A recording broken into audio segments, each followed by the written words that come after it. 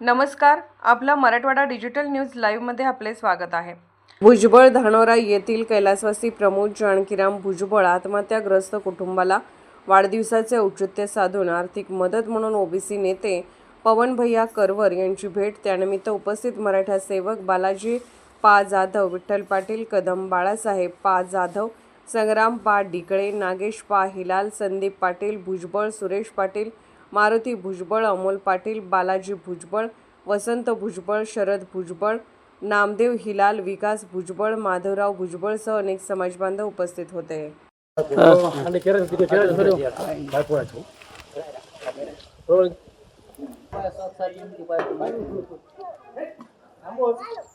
छत्रपती शिवाजी महाराज की जय। जय भवानी। आज आपण एक अन्यायग्रस्त परिवार असेल, आत्महत्याग्रस्त परिवार असेल तर आज आपण मदत केलेली आहे। या गावामध्ये आलात, काय भावना आहेत, काय प्रतिक्रिया आहे? सर्वात प्रथम शिवछत्रपती स्मारकाच्या समोर मला एक सांगायचे सर्वांना, हा महाराष्ट्र फुले शाहू आंबेडकर छत्रपती शिवरायांचा विचाराचा महाराष्ट्र आहे आणि ह्या महाराष्ट्रामध्ये जातीपातीला कुठंच थारा नाही। आणि मदत करीत असताना मी कोणती जातपात न बघता ज्या घरी असा दुःखाचा प्रसंग आलाय त्या ठिकाणी एक माणुसकीच्या नात्यानं माझ्याकडनं काहीतरी मदत व्हावी ही माझी प्रामाणिक भूमिका आहे। आणि ओबीसी समाज असेल, मराठा समाज असेल, हे गावगाड्यामध्ये एक आहेत आणि एकच राहावे ही प्रामाणिक भूमिका माझी आहे। त्याच्यामुळं आरक्षणाचा विषय असेल, प्रत्येकानं आपापलं आरक्षण हे करण्यासाठी सरकारसोबत भांडावं। ओबीसी समाज असेल, मराठा समाज असेल, काय पण आपापसामध्ये न भांडता आपण जर सरकारशी भांडलं तर नक्कीच नका सगळ्यांना न्याय भेटेल, हीच माझी भूमिका आहे। येणाऱ्या काळामध्ये आपण पाहता मराठा बांधवांना जे आरक्षणाचा विषय चालू आहे त्यांना ते मागणी करत आहेत। सरकार त्यांना म्हणजे पाहिजे तशा अपेक्षेनुसार चर्चा पण होत आहे, सहकार्य होत आहे। तर आपण एक वैयक्तिक समाजसेवेमध्ये आपण राबत असताना काय वाटते आपल्याला? आता मराठा समाजाची भूमिका जर बघितली तर ते काय म्हणतात, जे कायद्यामध्ये आहे ते आम्हाला भेटलं पाहिजे। आणि कायद्यापेक्षा ह्या महाराष्ट्रात, ह्या भारतात आणि या जगात कोणीच मोठा नाही। जे कायद्यात आहे त्याला आमचा विरोध कालही नव्हता, आजही नाही आणि उद्या सुद्धा नसणार आहे। त्याच्यामुळं संविधानिक मार्गानं प्रत्येकाला आरक्षण भेटलं पाहिजे। ज्या पद्धतीनं मराठा समाजाची ह्याच्या अगोदरची परिस्थिती होती ती परिस्थिती आता नक्कीच नाही। कारण 50 एकराचा गडी आज 5 एकरावर आलाय, स्वाभाविक आहे, प्रत्येकाची परिस्थिती हीच झाली आहे। त्याच्यामुळं आरक्षणाच्या माध्यमातून मराठा समाज असेल किंवा ओबीसी समाज असेल, या सर्वच समाजाला मदत व्हावी ही माझी प्रामाणिक भूमिका आहे। आज गावामध्ये आल्यानंतर गावातील तरुण मंडळी असतील, ज्येष्ठ नागरिक असतील, आपल्या सगळ्यांनी शब्दसुमनात स्वागत केलं, आपले म्हणजे कुठेतरी आभार व्यक्त केले। तर जेव्हा या सर्वांसोबत भेट झाली, आपली काटापीट झाली, तर कसं वाटते?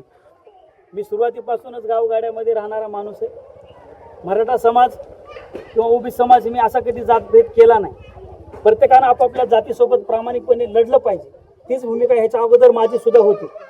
पण आरक्षणाचा मुद्दा जर बाजूला घेतला तर मराठा समाज आणि मी सख्या भावाप्रमाणे, बालाजी पाटील असताल, इथले सगळे नका माझे नका मावळे असताल, ते आमचे कायम ऋणानुबंध आहेत आणि आम्ही कधी जातपात बघून आम्ही कधी नका एकोणएकामध्ये दुरावा केला नाही। आणि हीच भूमिका गावखेड्यामध्ये असली पाहिजे, तरच माणुसकी म्हणून कुठेतरी आपण पुढे गेलं पाहिजे, ही माझी भावना आहे। आपण सामाजिक कार्यक्रमामध्ये नेहमी अग्रेसर असता। या अगोदर बी आपण बरेच ठिकाणी अशी मदत केलेली आहे, भेट दिलेली आहे, प्रत्येकाच्या दुःखामध्ये सहभागी झालेले आहेत।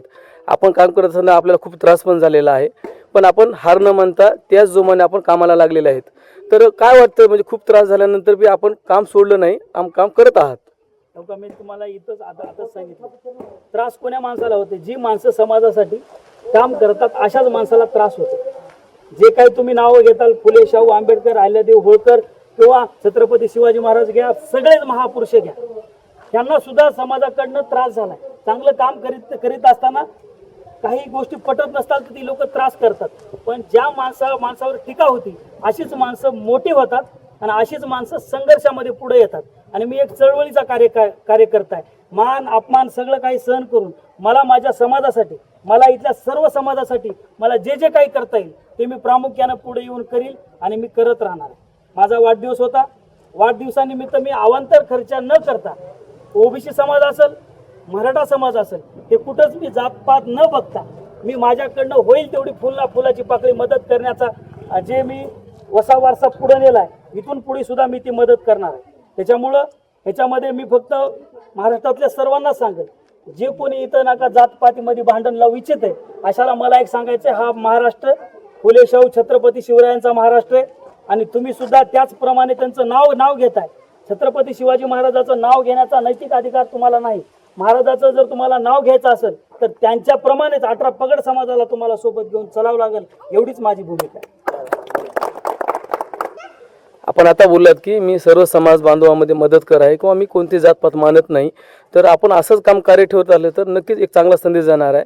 तर काय वाटतं की जे आज तुमच्यासोबत जी टीम आहे लोह्याहून आली होती आणि अगदी तुम्हाला एकदा भावाप्रमाणे मित्रप्रमाणे या ठिकाणी आलेले आहेत, तर एक छोट्यागाने कुठेतरी आपल्याला कोणताही कार्यक्रम हा कोणाच्या तरी सहकार्यानं कोणाच्या तरी मदतीनं होत असते आणि आज खूप काही आपण आलाच गावकऱ्यांमध्ये चांगला संदेश गेलेला आहे. तर एक टीमबद्दल सोबत काय बोलला त्यांचे? खरं एक सांगतो, हे सगळे माझे दोस्त कंपनी आहे आणि प्रत्येक माणूस हा सुखासाठी समाधानासाठी आपलं आयुष्य जगत असते. कारण मला आज जे सुख भेटले इथल्या मी प्रत्येक जिथं आत्महत्या झाली त्या घरी जाऊन मी जे मदत करतो त्यांच्या चेहऱ्यावरला एक समाधान बघून मला सुद्धा त्या पद्धतीचं आनंद होत आहे. आणि इथले जे समाज बांधव आहेत, लोह्याची टीम आहे, मराठा सेवा संघाची असेल, यांनी मला बोलवून माझं स्वागत केलं आणि यांनी सांगितलं की आम्ही जातपात बघत नाहीत पवनराव, तुम्ही जे आत्ता जे काम हातामध्ये घेतले याचं आम्ही तुमचं स्वागत करतो आणि त्या सगळ्यांनी आमचं स्वागत केलं.